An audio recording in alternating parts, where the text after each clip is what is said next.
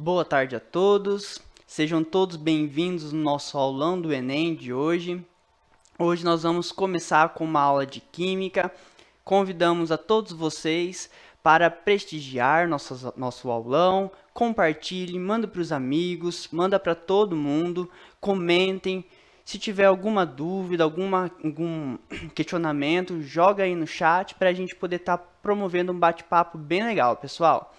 Bom, para a nossa aula de hoje, nós vamos fazer um pouco diferente. Então, eu busquei algumas questões que caiu na prova do ano passado do Enem e eu vou estar conversando com vocês sobre essas questões, sobre algumas dicas, alguns macetes, né, que é importante a gente saber na hora de estar fazendo a prova. E dentro dessas questões, a gente vai abordar alguns conceitos e conteúdos, ok? Bom, vamos lá então na nossa aula de hoje. Por favor, coloquem hashtag aulão do Enem, hashtag Colégio Caminho, professor Tiago no BBB 2021, vamos lá, tá? Bom, a nossa primeira questão do Enem, ela vai estar relacionada, eu não vou ficar lendo o enunciado, tá? Mas ela fala assim, de uma nanopartícula de sílica, né? Que essa nanopartícula, ela tem antibiótico, então ela acaba abordando tanto a biologia quanto a química junto. E isso, pessoal, é uma questão do Enem que eles adoram colocar questões interdisciplinares, tá? E a química, ela está junto na área das ciências da natureza, né? Então vai estar a física, vai estar a biologia e a química junto. Então as questões elas são bem variadas, né? E algum dos que a gente vai ver também que alguns tipos e conteúdos que cai, fala bastante sobre soluções, estequiometria despenca, né? Porque até junto com alguns exercícios de soluções, a gente pode aplicar a estequiometria junto também. Então, o que acontece? Essas questões elas são muito frequentes, tanto em vestibular quanto no aulão do Enem. Além disso, a química orgânica ela sempre vai estar presente. No mínimo, umas 2, 3 questões irá ter, né? Então, nós vamos comentar a partir dessas questões agora, né? Então, como eu já estava falando anteriormente, essa questão, ela é uma questão interdisciplinar com a biologia. Então, ela fala ali, ó, nanopartículas de sílicas recoberta com antibióticos, né? Então, esse antibiótico, ele atua como um bactericida, para poder matar essas bactérias patógenas. E aí ele fala que existe uma interação entre o grupo hidroxil, né, da partícula de sílica e também com a molécula lipopolissacarídeo que tem da membrana plasmática dessa bactéria, tá? E a pergunta é, a interação entre a superfície da nanopartícula e a molécula orgânica de lipopolissacarídeo ocorre por uma ligação, daí tem as alternativas, né? Bom, dentre as alternativas que a gente pode estar vendo, o que acontece? Tem alguns macetes aí que a gente pode estar analisando. A primeira é a questão da interação. Quando a gente fala em interação, que ocorre entre as moléculas, né? Então a gente pode estar associado a 3 tipos, que são as pontes de hidrogênio, que são as ligações de polo permanente e de polo induzido. Então essas são as interações que pode ocorrer. Outra coisa interessante é que que nem as alternativas E e D, a gente pode já eliminar. Por quê? A ligação iônica, ela ocorre entre 2 tipos de elementos, né? Um metal e um ametal. A iônica ocorre a transferência de elétrons. Nesse caso, a gente não vai ter uma transferência, ok? A outra questão é a metálica. A metálica, ela ocorre através de 2 elementos diferentes, que são metais, né? Então, entre metais. Então, a gente tem a liga metálica. O disulfeto, como o nome mesmo já diz, são ligações que ocorrem a partir de duas moléculas de sulfeto e o que a gente não tem na composição. Aí vai ficar a hidrofóbica, que a hidrofóbica, como o nome mesmo já fala, hidro vem de água E fóbica vem de medo, fobia, e também não está relacionado com essa questão. O que nos resta que é a ligação de ponte de hidrogênio. Essa ligação de ponte de hidrogênio, ela é muito forte, é uma das ligações mais fortes que tem comparada, e ela que promove essa interação entre as moléculas. Então, a alternativa correta nessa questão é a letra A, ok? Vamos para a nossa próxima questão. Bom, essa questão ela é bem legal, que ela vem de um conceito básico da química, né? Então aqui, eu não vou ficar lendo todo o texto, mas ele fala de 4 elementos da natureza, que é o fogo, o ar, água e terra. Então, pessoal, lembra lá da questão da alquimia e que eles acreditavam que esses elementos, eles surgiam os deuses, né? Que tinha o deus do fogo, o deus da água, o deus da terra. E que na alquimia eles acreditavam que a pessoa que encontrasse a pedra filosofal, né, do Harry Potter, então eles podiam ter uma longevidade, viver por mais tempo, né? Então a alquimia ela foi quebrada a partir da ciência moderna, quando eles começaram a tratar a química como uma ciência. Então eles derrubaram a teoria alquimista. E o porquê que eu falei isso? Porque nesses dois textos, ele aborda essa questão dos elementos da natureza, então ele dá uma ideia de alquimia, só que ele fala ali na pergunta, é que do ponto de vista da ciência moderna, né, a descrição desses 4 elementos, ela pode estar associado com tipo de conceito. Bom, então a gente olhando o texto, a gente pode destacar algumas coisas interessantes. Como ele fala ali, ó, chamamos a água quando congela. Então, quando ele fala nesse congelamento, nós estamos falando de mudança da fase da matéria, né? Então, a água que estava no estado líquido, ela passa para o estado sólido. Mais adiante, a gente tem ali também falando que quando esse congelamento ele derreter, olha só, então eu estou transformando o meu estado sólido em meu estado líquido, né?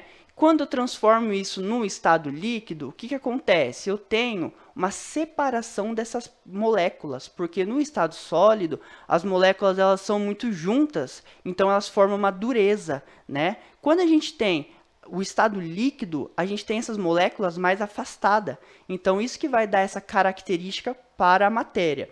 E no caso, um pouco mais adiante, a gente vai ter que ele fala que formam nuvem, né? Que daí já é o estado da ebulição, que é o estado gasoso dessa matéria. Então, a gente tem algumas características importantes a avaliar.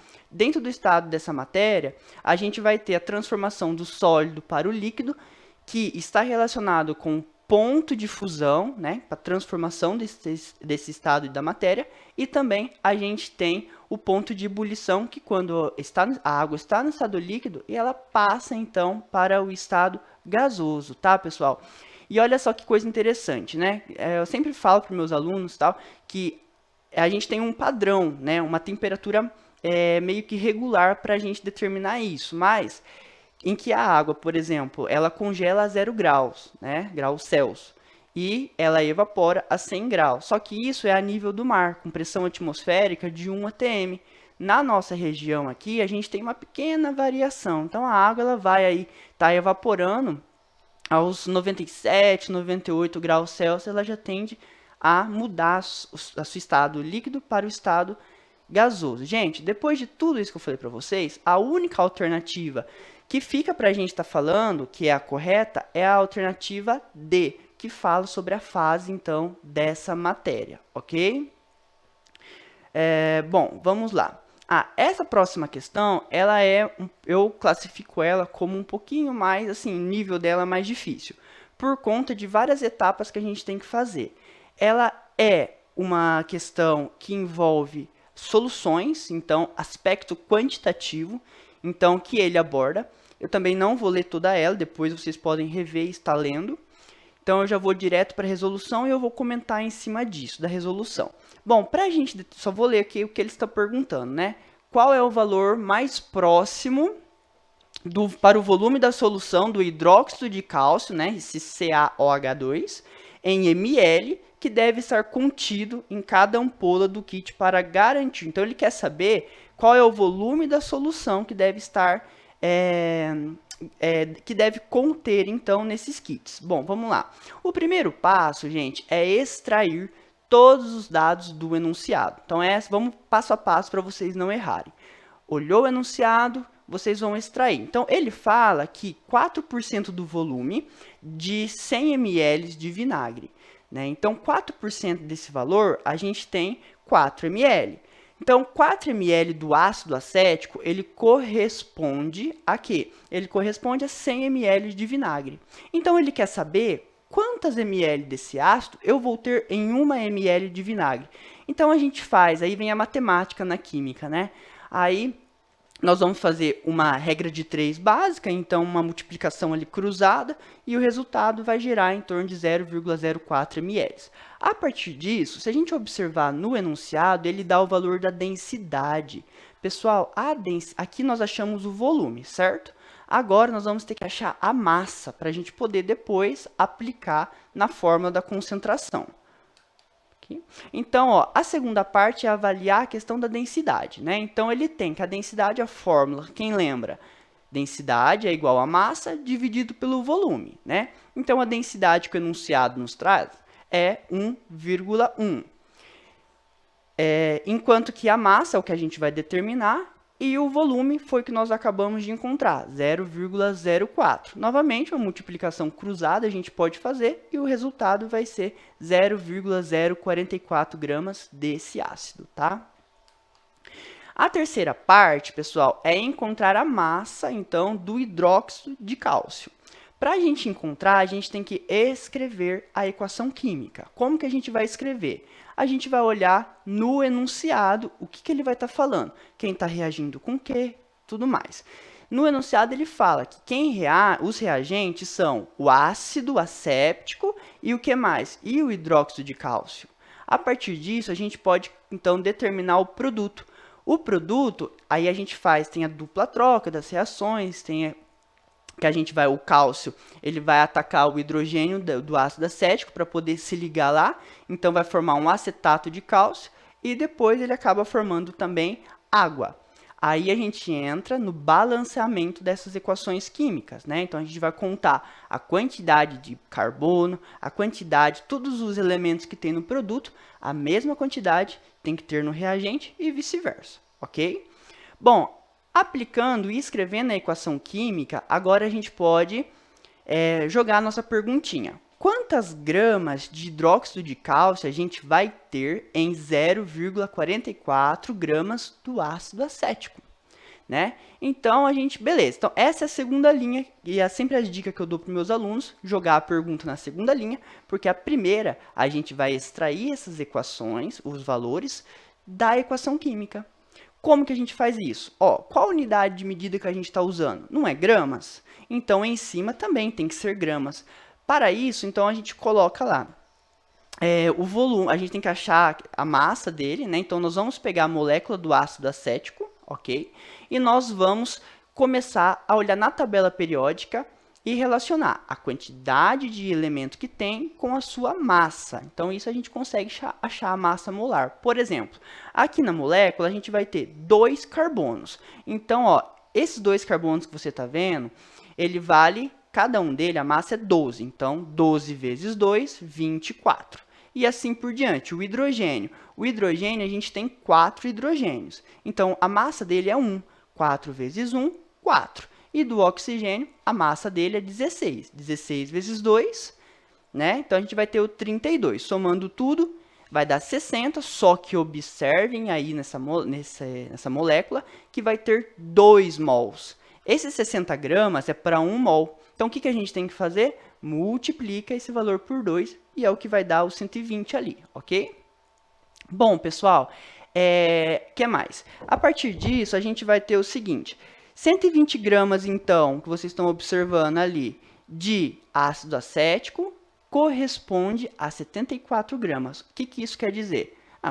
Para você ter o produto, a formação do produto, na concentração que está ali, você precisa adicionar num recipiente 120 gramas de ácido e 74 gramas de hidróxido de sódio, de cálcio, tá? Aí você vai obter o produto. E aí fica a pergunta: quantas gramas de hidróxido você vai obter se eu adicionar 0,044 gramas. Então, por uma regrinha de 3 básica, a gente a gente acha o valor que é 0,027 gramas. Acabou? Não. Por que não acabou? Isso que é o problema da química, né? A gente lembrar tudo isso. Porque ele está perguntando qual é o volume do hidróxido de cálcio. E ainda nós não achamos. Para isso, nós vamos para a nossa última etapa, que é determinar a concentração molar dessa substância, o volume. Para isso, a gente vai ter esse M, que ele é um M meio itálico, né? Então, a fórmula é M é igual a N1 dividido pelo volume em litros. Só que o que acontece, pessoal? Esse N1, para a gente descobrir ele, nada mais é do que a gente pegar a massa do elemento e dividir pela sua massa molar, tá? Então, a gente acha o valor de N1. Só que a gente já achou anteriormente, né? Então, a gente tem 0,1, que é a concentração que ele deu no enunciado, igual a massa que nós acabamos de encontrar, que é 0,027, dividido pelo 74, que é o volume ali que a gente vai encontrar. O volume não, que é a massa molar que a gente tem, né? Que é em gramas, ok? Então, a gente faz essas regrinhas, essa multiplicação cruzada e vai dar, então, 0,0036 litros. Só que, pessoal, o enunciado pede para a gente determinar o valor em litros, em ml. Então, a gente faz essa conversão e o resultado vai dar 3,6 ml. Aproximadamente, vamos ver aqui na alternativa, letra A, aproximadamente 3,7, ok? Então, a alternativa correta é a letra A, ok? Vamos lá, então, para a próxima. Essa parte desses cálculos, pessoal, a dica que eu dou é que vocês montam um esquema para vocês colocar todas as fórmulas para vocês lembrarem, porque na química ela não traz, o Enem ele não traz as fórmulas, matemática às vezes ele pode trazer nos vestibulares também, mas a química eles não trazem, né? Não sei por quê, preconceito contra a química, hein? Mas é porque tem muita fórmula. E às vezes, só nessa questão que a gente viu, a gente aplicou aí 4, 5 fórmulas, né? Então é bem complicado. Bom, nessa outra questão, ela é bem interessante porque ela fala o seguinte: você vai ter duas áreas que ele quer fazer a dessalinização da água salgada, certo? E como que eles vão fazer isso? Então, eles vão pegar duas áreas, uma área eles vão colocar água salgada e a outra água doce, ok? Num processo de osmose, a gente já viu isso, né? Na biologia a gente vê, na química a gente vê também, que a concentração do local, a água, ela tende a passar por osmose para o local de maior concentração, ok? Isso aí é a osmose. Só que a gente pode ter um processo inverso, né? De que a água que está no local de maior concentração, ela passa para o local de menor concentração. E é isso que vai acontecer nessa questão. Então, vamos imaginar o seguinte. Ele fala ali que tem uma membrana permeável que divide, então, a água salgada da água doce, né? A água pura ali. E ele fala que exerce uma pressão. Quando a gente joga uma pressão nessa água salgada, gente, ela empurra toda a água para depois da membrana e o soluto fica retido nessa membrana semipermeável, tá? Então, esse é o processo de osmose reversa, que é quando eu tenho a água salgada, ela passa então para o local de uma menor concentração, tá? Então, a alternativa correta é a letra E, beleza? Então, tá. Vamos para a nossa próxima questão. Essa questão também ela é bem legal, que a gente fala bastante na sala de aula para vocês, né? E ela fala sobre o mármore, que ele... E aqui nesse enunciado tem alguns macetes que a gente já vai descobrir logo de cara. Olha só. Então, no enunciado ele fala que vai ter um mármore, e esse mármore ele fica exposto, né, em algumas esculturas, em umas cidades onde elas são grandes, então tem grandes cidades e que essas cidades têm uma alta concentração de indústrias. Quando a gente tem, olha, esses dois conceitos no enunciado, o que acontece, pessoal? O que nos lembra? O que a gente fala que aqui, qual é o local que no Brasil que tem a maior concentração de indústrias e que a cidade é muito grande, como São Paulo, tem muita chuva ácida. Porque o que é a chuva ácida? É a emissão, através de gases das indústrias, de, principalmente, a questão de nitrato e sulfato, que é lançado na atmosfera, forma a reação e forma o ácido nítrico e o ácido sulfúrico, tá? E isso, quando se combina numa condensação, ele vem que as nuvens elas ficam toda tóxica, na hora que precipitar, esse ácido ele acaba caindo, né? Então, quando ele atinge aí vem dentro da química ambiental, que esse ácido ele pode promover a corrosão, pode danificar as florestas, a água pode abaixar o pH da água, tornando essa água mais ácida, podendo causar mortalidade de peixes, né? Não só os peixes, como qualquer outra biodiversidade aquática que a gente tem, né? Mas o que acontece? Nesse caso específico, ele acaba degradando, né? Corroendo todas as estruturas sólidas que tem, que fica na exposição. Beleza?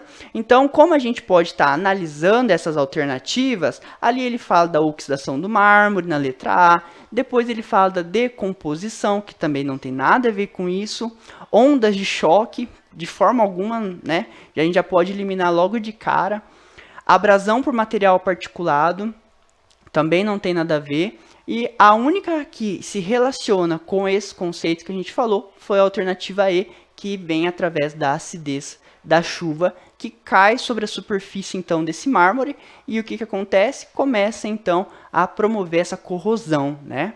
A gente vê bastante fotos, a gente jogar na internet sobre isso, sobre como que é o efeito então desse ácido, né? Bom, essa questão é uma questão interpretativa, olha só, linkando aí com o português, né? A gente tem que fazer a interpretação dela, ela é 100% para você interpretar. E como que acontece? Então ele fala, ó, essa que eu preciso ler com vocês. Em um laboratório de química foram encontrados 5 frascos não rotulados contendo propanona, água, tolueno, tetracloreto de carbono e o etanol, beleza? Então tá, a gente tem esses 5 elementos, né, 5 substâncias, e que ele fala que eles vão testar a questão da solubilidade e da inflamabilidade. Solubilidade é a capacidade dele se misturar, de ser solúvel, né? Enquanto que a inflamabilidade, ela é a capacidade que o elemento tem de se tornar inflamável ou não, né? Vai depender. E aí ele fala, ó, no frasco 1, 3 e 5 contém líquidos miscíveis, ou seja, líquidos que se misturam entre si. Nesse processo, logo de cara, a gente já consegue saber que tem alguns elementos aqui que se misturam. A água, a cetona, que é o propanona. Então, na química orgânica, a gente pode avaliar esse sufixo, né, que é o ona. Né? Esse ona significa um radical, né, que é a nomenclatura que a gente vai dar para determinar o grupo oxigenado. Aí depois a gente vai ter a água, então vai misturar com ela, e o álcool. Que o álcool é esse sufixo vem de ol, então o que significa que tem um OH na molécula orgânica, ok? Então essas substâncias elas se misturam em si. Depois, na outra questão, fala dos frascos 2 e 4 que contém então os líquidos miscíveis entre si. Nesses 2 frascos, né, a gente vai ter as outras 2 substâncias, que é o tolueno e o tetracloreto de carbono, porque eles são substâncias polares que eles acabam, então, se misturando. Ok, então a gente já descobriu. Só que a gente não sabe a ordem que tem, né? A gente não sabe qual é a ordem, quem é o 1, quem é o 3, quem é o 5, ok? Eu coloquei aqui para vocês verem na ordem que está no enunciado, tá? Agora, no frasco 3 e 4, fala assim, contém líquido não inflamável. E é aqui que está, que ele quer saber em qual que é a água. Em qual desses frascos a gente contém a água. Beleza. Gente, fica fácil agora, né? Porque dentro dos compostos 1, 3 e 5, quais deles que não é inflamável, né? Então, se você colocar fogo no etanol, ele vai, né? Ele é um comburente, então ele vai pegar fogo. E na propanona também. Agora, na água, não. Então, o fogo ele não pega na água. Então, aqui a gente já achou a resposta, então, na verdade, né? Porque daí o 4, ele vai ser uma das outras duas moléculas, só que aí o exercício ele não quer saber, né? Então, nós temos que a água ali, ela tem que ser obrigatoriamente no frasco 3, tá bom, pessoal?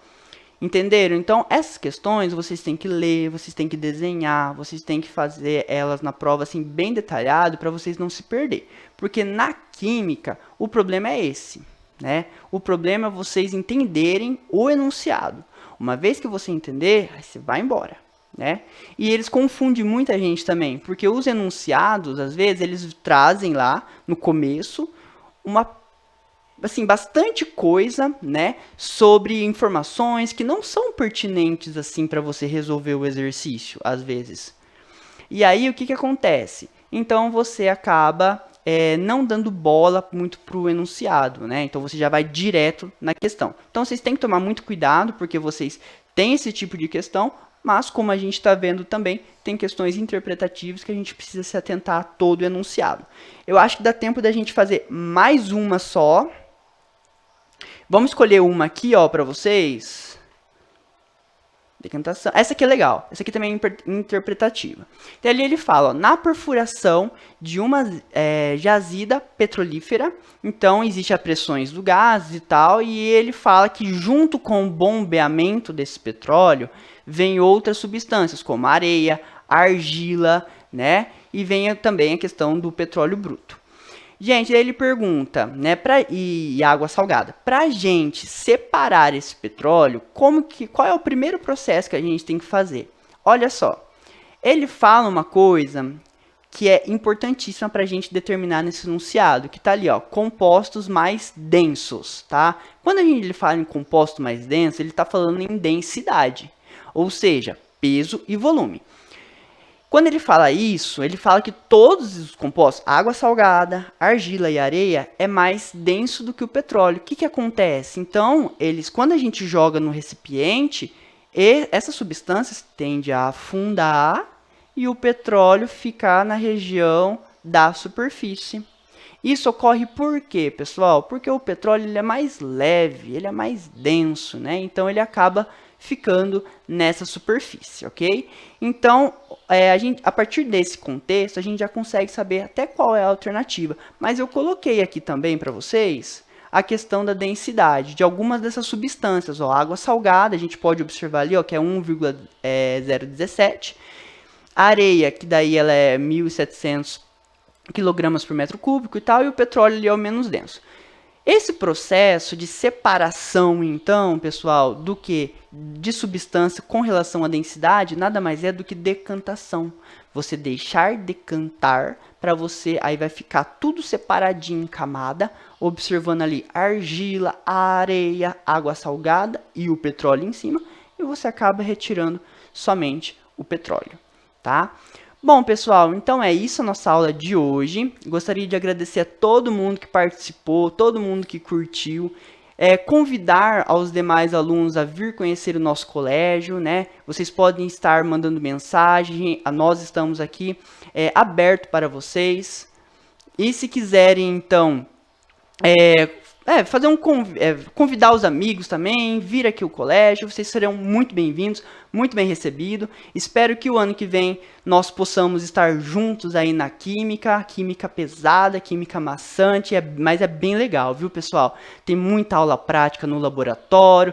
Nós, dentro da química, a gente tem bastante Olimpíadas que a gente faz, e só vale ressaltar aqui que os nossos alunos estão bombando nessas Olimpíadas, está sendo muito legal o resultado.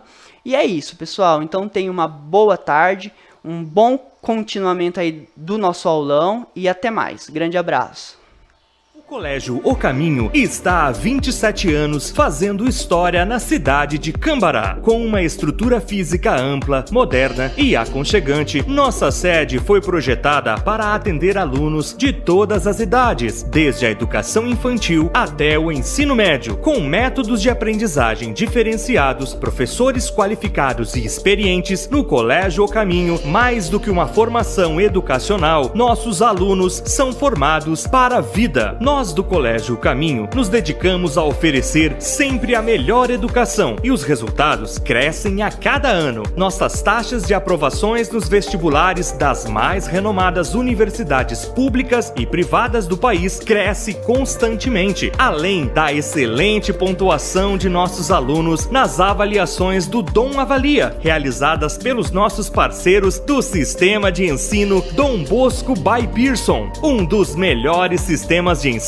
do Brasil. A nossa missão é a de proporcionar uma educação inclusiva de qualidade, garantindo assim o sucesso do ensino e aprendizagem dos nossos filhos e filhas. Trabalhamos para ser uma instituição de ensino referência na região, valorizando a ética, a cidadania e o estímulo das mais diversas habilidades de nossos alunos. Aqui no Colégio O Caminho, nossas crianças aprendem o respeito ao próximo, ao meio ambiente e à cidadania, para que nossos jovens sejam sempre partes integrantes e transformadoras da sociedade. No ano de 2020, enfrentamos uma pandemia sem precedentes na história, mas nós, do Colégio Caminho, nos reinventamos e fomos buscar, através da tecnologia, ferramentas para que nossos alunos não fossem prejudicados. Afinal de contas, eles são nossos bens mais preciosos. Assim, professores, coordenação e a direção do Colégio Caminho conduziram o processo educacional neste momento tão delicado, com muita dedicação e carinho, sendo ofertado, inclusive, atendimentos psicológicos com alunos e professores. Venha nos fazer uma visita e conheça as inúmeras vantagens de fazer parte da família do Colégio O Caminho. Colégio O Caminho, mais que uma escola, uma filosofia de vida.